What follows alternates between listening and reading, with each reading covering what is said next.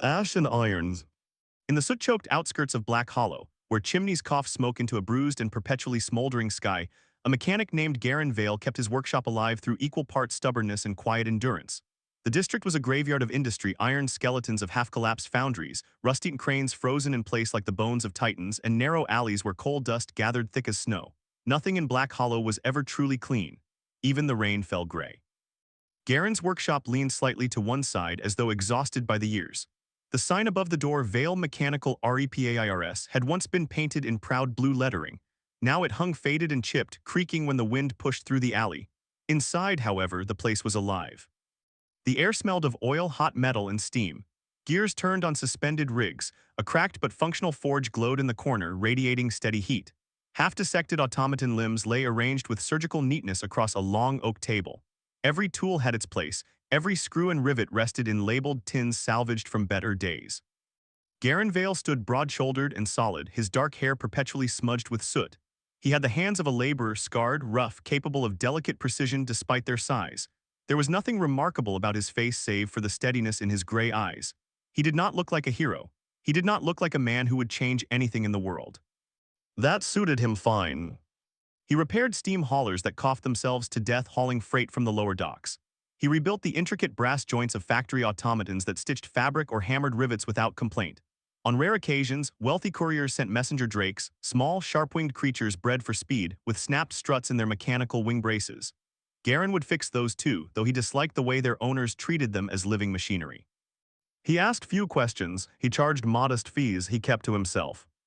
Black Hollow had no patience for dreamers. Winter came hard that year. The wind cut down from the northern sea with teeth like broken glass. Frost formed along window panes from the inside, creeping in silver veins across warped glass. Coal shipments ran thin and the price of lamp oil rose sharply. Garen burned scrap wood some nights to conserve fuel, working in finger-numbing cold while breath clouded before him. The political tensions that drifted through taverns and marketplaces felt distant to him. He heard fragments while purchasing bolts or bread.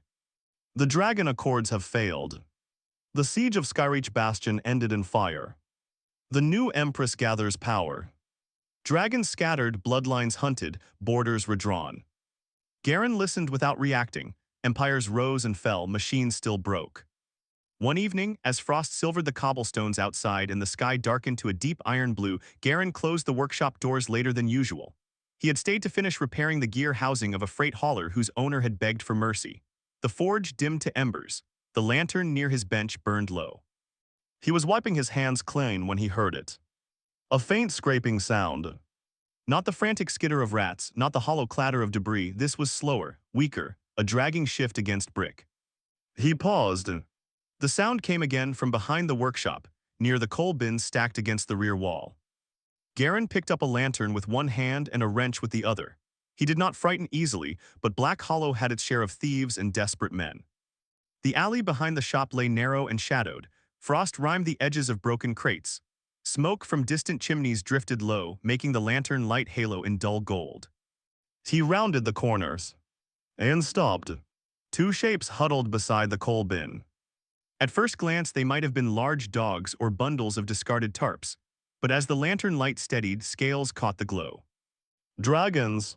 Not the towering, sky-darkening beasts sung of in old ballads. These were small hatchlings, perhaps 3 or 4 months past shell breaking. Their bodies were thin, ribs visible beneath dull scales layered with ash and grime. Their wings, still underdeveloped, hung awkwardly. The membranes were torn in places as though scraped against stone or metal. The larger of the two bore ember-red scales, though the color had faded under soot. Its eyes, molten gold and startlingly intelligent, fixed on Garen without blinking. The smaller one, silver blue with pale frills along its neck, trembled visibly. Its breath came shallow and uneven. They did not growl. They did not bare teeth. They simply watched. Refugees, Garen thought immediately. Even a man who pretended indifference could not mistake the signs. Since the collapse of the Dragon Accords after the siege of Skyreach Bastion, rumors had spread like wildfire. Dragon enclaves destroyed, younglings captured, surviving bloodlines scattered into hiding. The new Empress, ruthless, strategic, sought to consolidate all remaining dragons under imperial authority. These two had either fled or been smuggled, far from wherever they once belonged. What in the 9 furnaces? Garen muttered under his breath. The red-scaled hatchling shifted, trying to rise. It faltered almost immediately, wings quivering uselessly. They were starving. Garen felt it then, the tightening in his chest that came when trouble stood plainly before him and dared him to walk away. He could close the door, pretend he had seen nothing, alert the authorities in exchange for coin. Dragons were valuable, especially refugees. Instead, he set the wrench down slowly. He crouched, lowering the lantern so its light fell softer. "You picked the wrong alley," he said quietly, "or maybe the right one." The silver-blue hatchling flinched at the sound of his voice. The red one did not. Garen rose and disappeared inside the workshop without another word.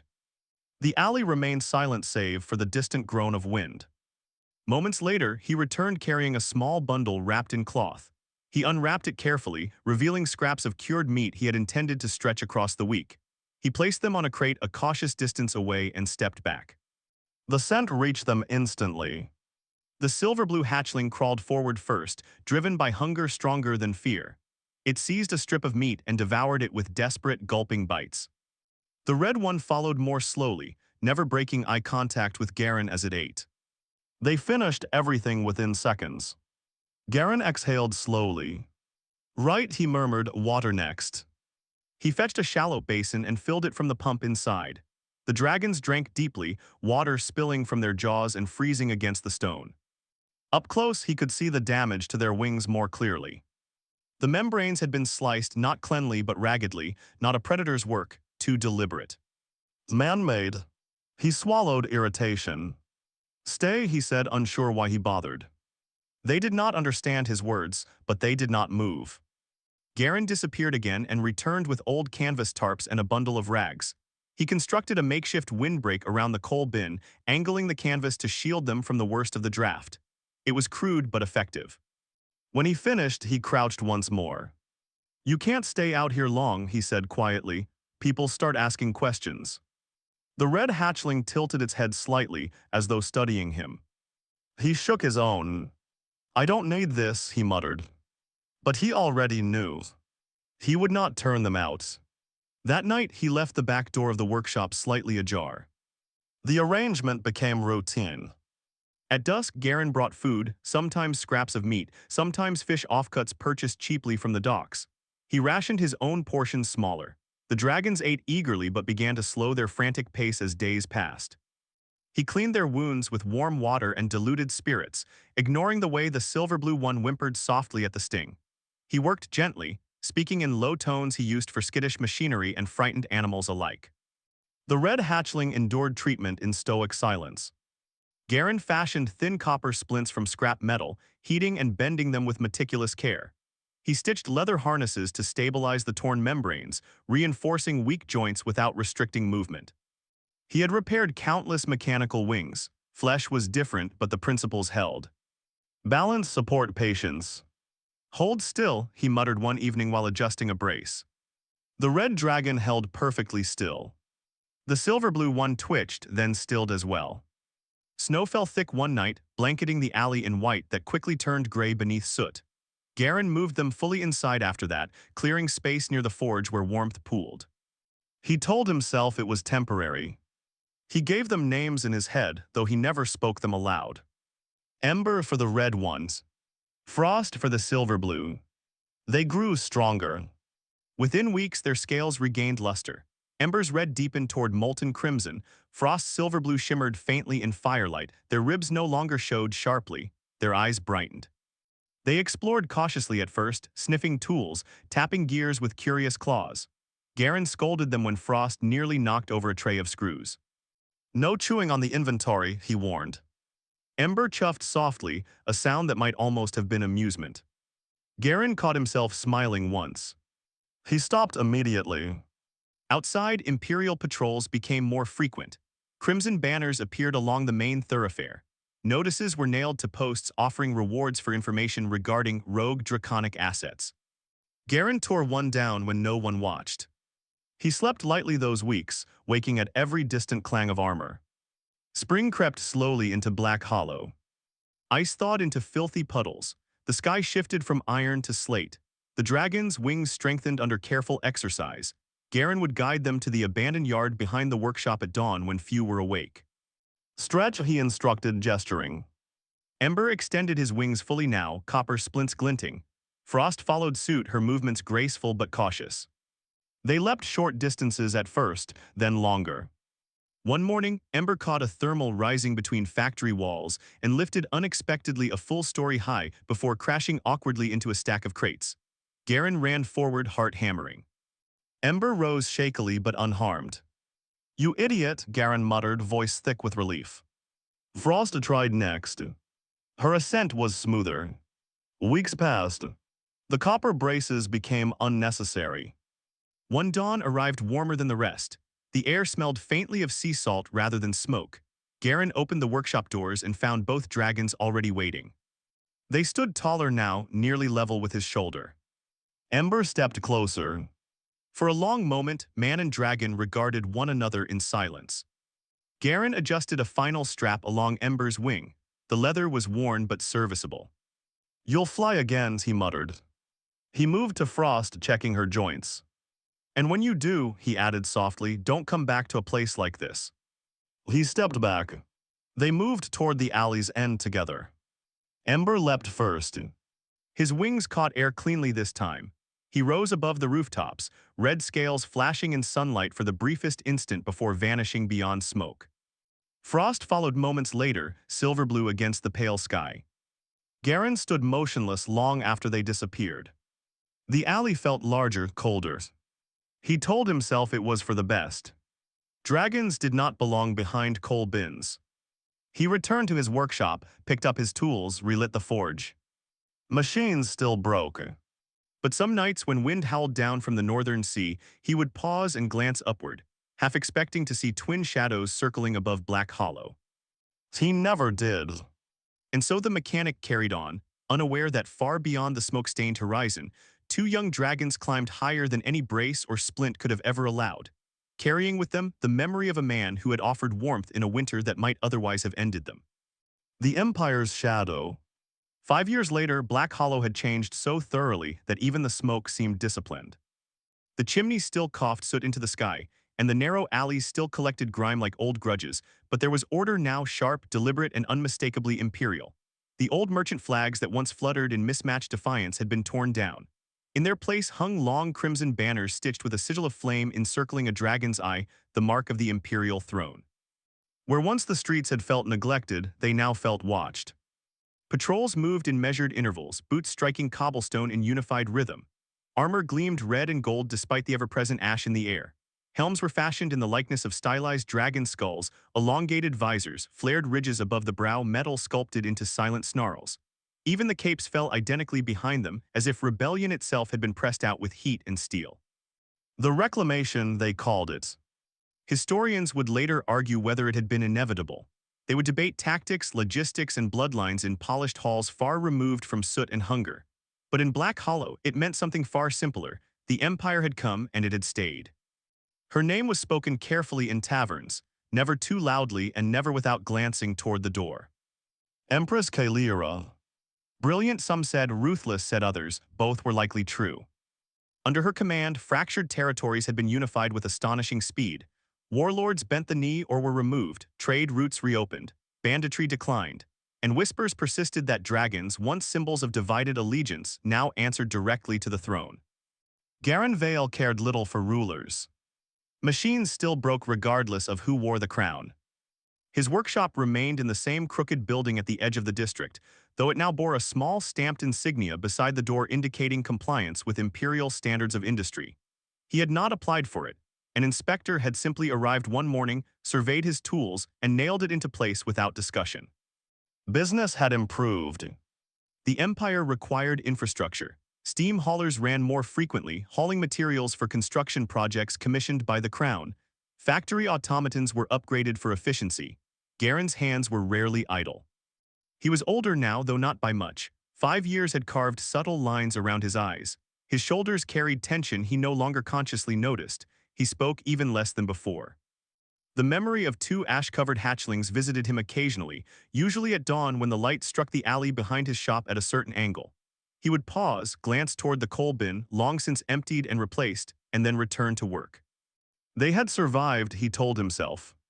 Dragons were made for the sky. He had no reason to think otherwise. On an overcast afternoon, with low clouds pressing heavy and gray over the city, Garen stood elbow-deep inside the exposed chest cavity of a cargo automaton. The machine's brass ribs had been bent inward by a collision at the docks. Its piston heart lay disassembled across his bench in neat rows. Steam hissed intermittently as he adjusted a valve. The workshop door rattled violently. Not the uncertain rap of a customer, not the hurried knock of someone desperate for quick repairs. This was measured, deliberate, the kind of knock that did not request entry, it announced inevitability. The metal latch trembled under the force of it. Garen froze.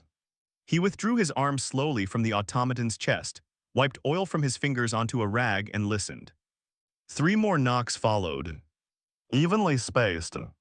Outside, the street noise had faded. He crossed the workshop floor with steady steps and pulled the door open. 6 armored figures stood in perfect formation before him. Crimson and gold armor gleamed despite the dull light. The dragon skull helms rendered their faces unreadable, empty eye slits shadowed and cold. Each carried a long spear tipped with blackened steel, banners attached beneath the blade fluttering faintly in the breeze. At their center stood a 7th figure, taller than the rest. The captain of the Empress's guard. Unlike the others, the captain's armor bore intricate etchings along the breastplate, interwoven dragons spiraling around a central flame. The cape was deeper crimson, edged in gold thread. Authority radiated not in volume but in stillness. Garen Vale, the captain said. The voice echoed hollowly through the helm, amplified by its metal casing. It was neither harsh nor kind, it was simply controlled. Garen kept his expression neutral. That's me. By decree of Her Imperial Majesty, the captain continued, you are commanded to accompany us. The words settled heavily in the space between them. Garen's stomach tightened, though he did not let it show. He had paid his taxes on time. He had not attended protests. He had not spoken against the throne. He had repaired imperial machinery without complaint. I've done nothing, he replied evenly. A pause. Then that, the captain said, is precisely why you have been summoned. The statement hung there cryptic and unsettling. Behind the armored formation, Garen could see movement in the periphery. Curtains shifted, shutters cracked open slightly, neighbors watched through narrow gaps, eyes wide and cautious. No one spoke. In Black Hollow, one did not interfere when the guard arrived. Garen glanced once over his shoulder at his workshop, the scattered tools, the half-repaired automaton, the familiar glow of the forge. For a fleeting moment, an absurd thought crossed his mind. He had not banked the coals. He stepped back inside briefly, extinguished the forge properly, and locked the piston components in their cabinet. He moved with methodical calm, aware of armored figures waiting beyond the threshold. When he returned, he wiped his hands on the rag once more and hung it by the door. Do I need to bring anything? He asked. No, said the captain. Garen nodded. He locked the workshop door and slid the key into his pocket. The sound of the bolt settling felt final. The formation shifted seamlessly to accommodate him at its center. 2 guards moved ahead, 2 behind, 1 on each side. The captain remained slightly forward, guiding the path. They began to walk. Boots struck cobblestone in synchronized rhythm. The street had gone utterly silent. Even the ever-present hum of machinery seemed muted as they passed. Garen kept his gaze forward, resisting the urge to search faces in windows. He would find no help there. They moved through Black Hollow's main thoroughfare, past taverns and tool shops, beneath banners bearing the imperial flame. Garen became acutely aware of the contrast between his soot-stained work shirt and the immaculate armor surrounding him. He did not feel like a criminal. He felt like a man being relocated by forces far beyond his comprehension. At the edge of the district, they passed beneath an archway newly constructed from dark stone. The Empire had reinforced the city gates, replacing old timber structures with iron-bound doors tall enough to admit war constructs and, if rumor held true, dragons. As they crossed through, Garen felt the shift. Black Hollow's grime gave way to broader avenues. Imperial architecture rose in precise lines, towers carved with dragon motifs, balconies edged in gold filigree. Guards were more numerous here, citizens more carefully dressed. The palace lay beyond the upper cliffs overlooking the sea. It was a long walk. Clouds thickened overhead as they advanced. Halfway up the ascending road toward the outer city gates, a distant sound rolled across the sky. A roar. Not close enough to shatter glass, not aggressive. Powerful. Triumphant. Garen's step faltered for just a fraction of a second. He lifted his eyes instinctively. Above the low ceiling of clouds, two vast silhouettes moved. They circled high so high their details blurred into shadow against gray, yet their scale was unmistakable. Wingspans that dwarfed watchtowers, tails trailing like banners behind them. The beat of their wings disturbed the clouds themselves, carving slow spirals in the overcast sky. Another roar followed, harmonizing with the first. Not a challenge. A declaration. The guards did not react beyond the faintest tightening of formation. To them, it was routine. To Garen, something in his chest tightened in a way it had not in years. He told himself it was coincidence. The Empire commanded dragons now, everyone knew that. These were not hatchlings behind a coal bin. These were war-scaled titans. And yet, the memory rose unbidden, ember-red scales dulled by ash, silver-blue trembling in winter frost, torn wing membranes patched with copper splints under forge light. His jaw tightened. Impossible. Dragons grew large, yes, but 5 years. 5 years was enough. He forced the thought away. They continued marching. As they neared the inner gate leading toward the palace ascent, citizens knelt along the roadside. Some bowed their heads fully. Others risked furtive glances at the passing guard. Garen remained upright, neither defiant nor submissive. He was a mechanic being escorted. Nothing more. The palace came into view gradually, carved directly into the black cliffs that overlooked the restless sea. Its spires rose like jagged obsidian spears, polished and deliberate. Bridges arched between towers, draped with crimson standards that snapped sharply in the wind.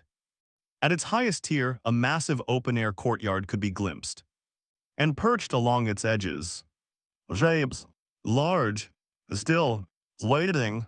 Garen felt his pulse quicken despite himself. The guard halted before the final ascent stairs. The captain turned slightly, regarding him through the shadowed visor. "You will speak only when addressed," the captain instructed calmly. Garen inclined his head once. They resumed climbing. Each step echoed against stone.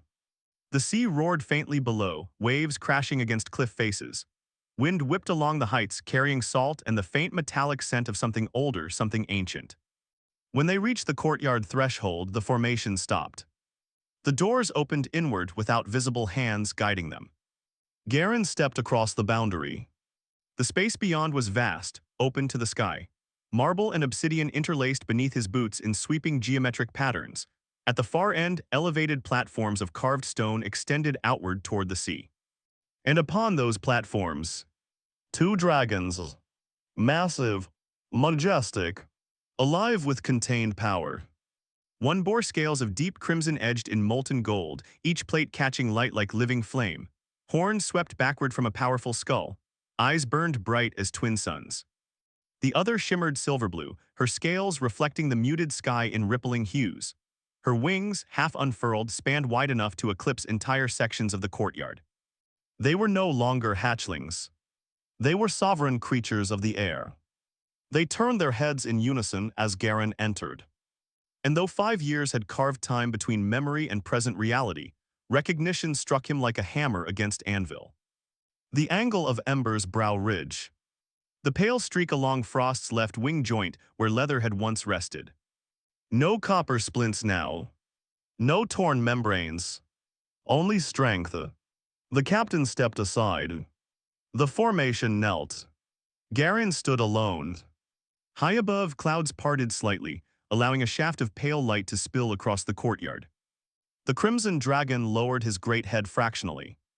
The silver blue's gaze softened, not in weakness but in something older. Something remembered. Garen did not move. Something deep in his memory stirred fully awake. And for the first time since the guard had knocked on his door, he understood that he had not been summoned for punishment.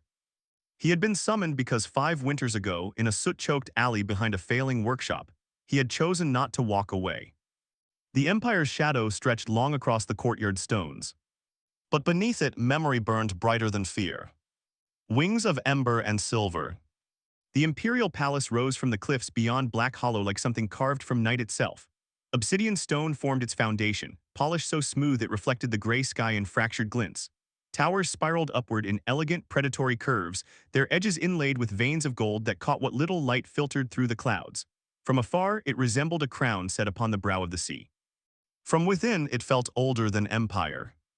Garen Vale was escorted through vaulted halls that magnified every footstep into echoing resonance.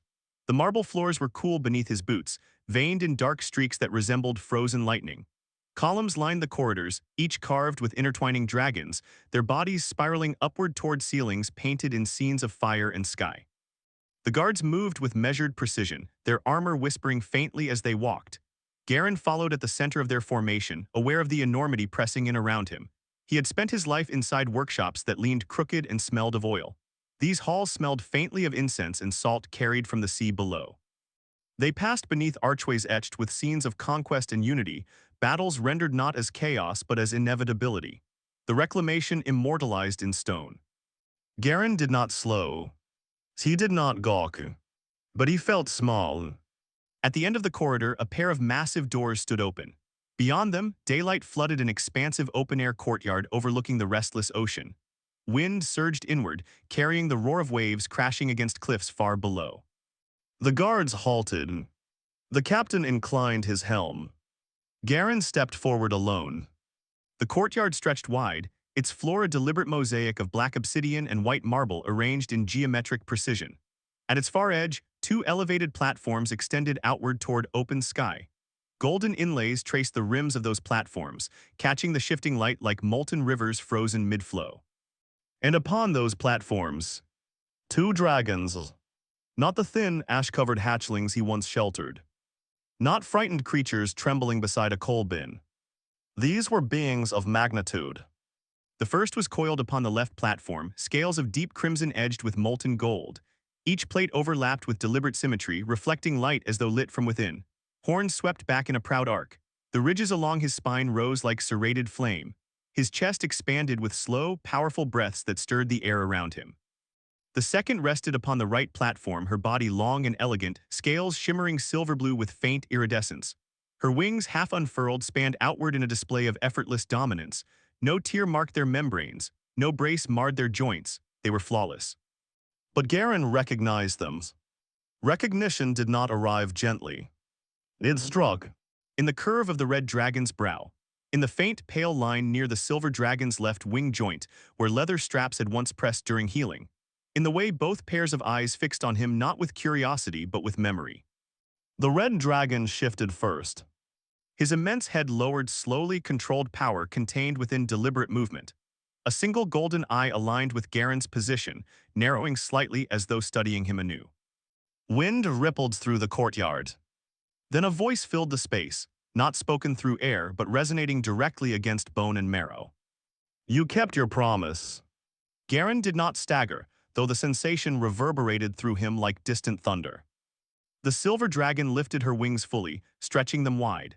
The motion displaced the air in a sweeping gust that tugged at Garen's coat and sent banners snapping sharply along the courtyard's perimeter. You told us we would fly again. The words carried warmth, not softness, but gratitude shaped by memory. Behind Garen, the captain of the guard removed his helm and knelt. The remaining guards followed suit in perfect synchronization, their spears lowering in reverence. Garen remained standing.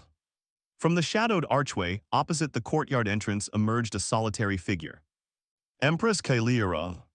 She wore no heavy armor, yet authority clung to her like a mantle. Her gown flowed in layered crimson and black, embroidered with golden dragons spiraling upward from hem to collar. Upon her brow rested a crown fashioned of interwoven dragon horns, delicate yet unmistakably formidable. Her gaze was sharp, measuring, intelligent, unyielding. She approached with calm steps that did not echo despite the vastness around her. These, she said evenly, her voice carrying effortlessly across the courtyard, are Aurivax and Selmyra, last heirs of the Skyreach line. The names settled into place. Aurivax, the Crimson Flame. Selmyra, the Silver Storm. 5 years ago, the Empress continued, they vanished during the purges following the fall of Skyreach Bastion. My enemies believed them destroyed. My advisors assumed the same. Her eyes shifted to Garen. We believed them dead. Garen swallowed. He had known nothing of airs or lines. He had seen only hunger and torn wings. Oravax lowered his massive head further. The distance between dragon and mechanic diminished until the great creature's brow hovered just above the stone before Garen's boots. He gave us food, Oravax said, the resonance deep and steady, when hunger clouded our thoughts and cold numbed our limbs. Selmyra's voice followed, softer but no less powerful. He mended our wings with hands that smelled of iron and oil. He did not bind us. He did not claim us. Oravax's golden gaze did not waver. He asked nothing. The Empress studied Garen in silence for several heartbeats. Wind moved her dark hair slightly, though her posture remained perfectly still. In an age, she said at last, where men betray kingdoms for coin and sell bloodlines for favor, you sheltered what my enemies hunted. Her eyes hardened, though not toward him. You risked execution had you been discovered. Garen found his voice. I didn't know who they were. That, the Empress replied calmly, is precisely the point. The courtyard quieted further, as if even the wind chose to listen. Oravax's breath washed warm across Garen's boots. You told us not to return to a place like that, the dragon said.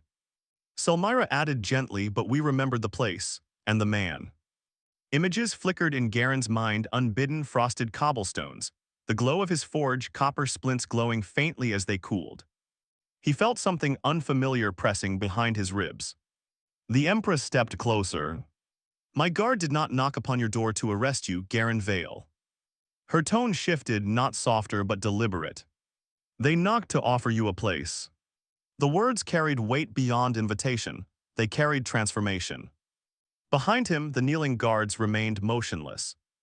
The sea roared faintly below, waves crashing in endless rhythm against stone. Black Hollow produces capable artisans, the Empress continued. Few produce loyalty without expectation of reward. She stopped a few paces from him.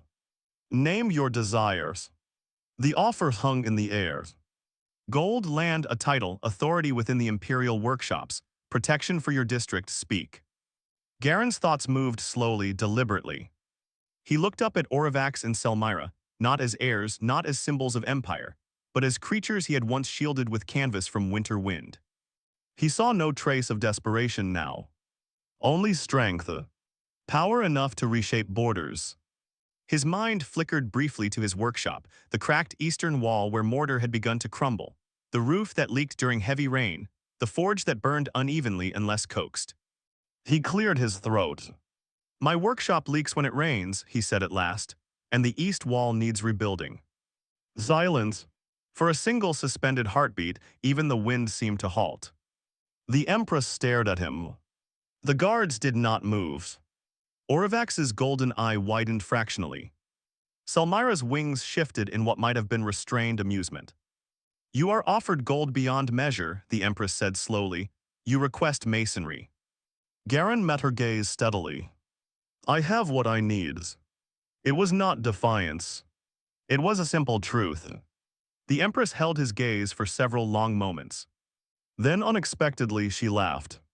It was not cruel, not mocking. It was genuine. The sound rang clear across the courtyard, startling even the guards into subtle shifts of surprise.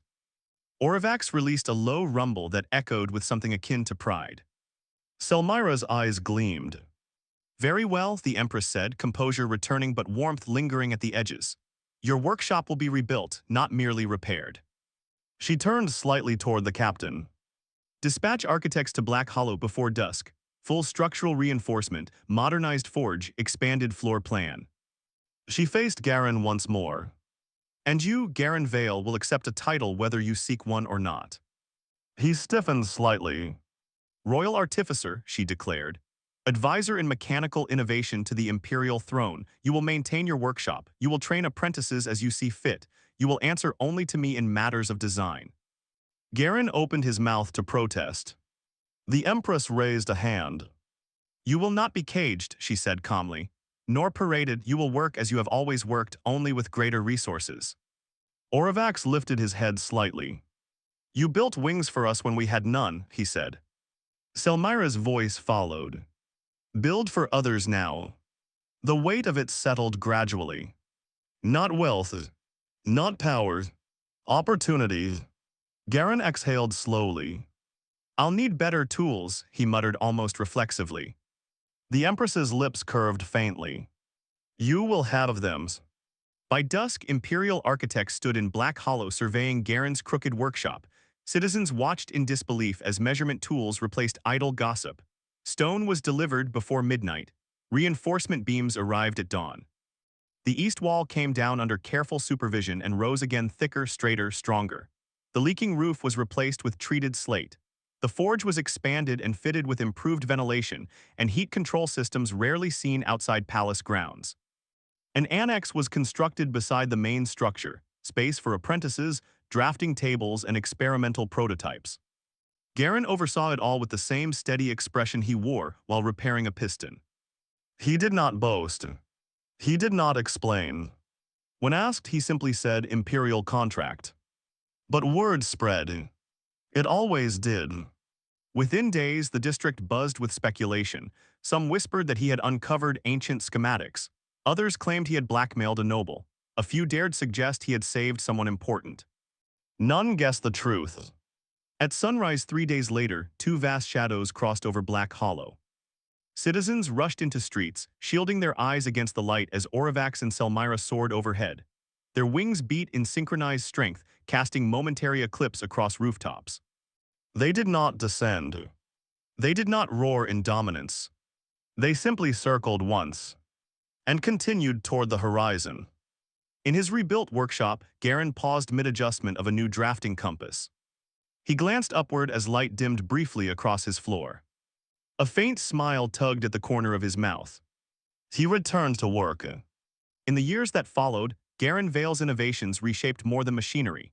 He designed reinforced transport braces for working drakes that prevented injury. He developed heat-resistant harness materials that allowed dragon riders safer coordination during high-altitude maneuvers. He trained apprentices not merely to repair, but to respect. Machines respond to how you treat them, he would say. Some swore he glanced skyward whenever he spoke the word treat. The title Royal Artificer followed him in official documents, but in Black Hollow he remained simply Garen. The man who fixed things. And sometimes, when the wind carried distant roars from beyond the cliffs, children would run into streets and point upward at twin shapes streaking across the sky, one crimson-edged in gold, one shimmering silver-blue. Elders would nod knowingly. Be careful who you show mercy to, they would say. They might remember. And high above, wings of ember and silver cut clean arcs through open sky, unbroken, unbound, and never forgetting the warmth of a forge in winter.